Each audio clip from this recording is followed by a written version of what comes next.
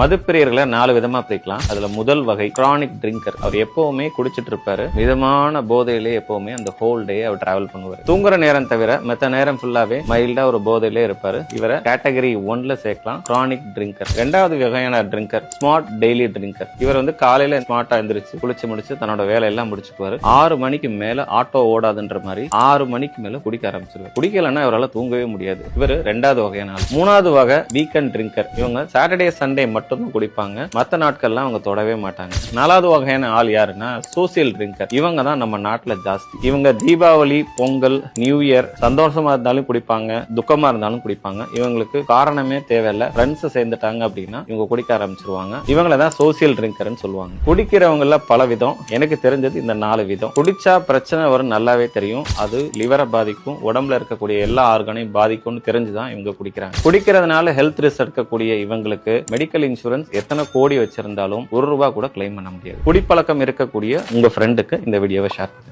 Medical insurance சம்பந்தமான முக்கியமான விஷயங்கள் நீங்க தெரிஞ்சுக்கிறதுக்கு என்னோட பேஜ் ஃபாலோ பண்ணுங்க. உங்கள் மருத்துவம் எங்கள் செலவு.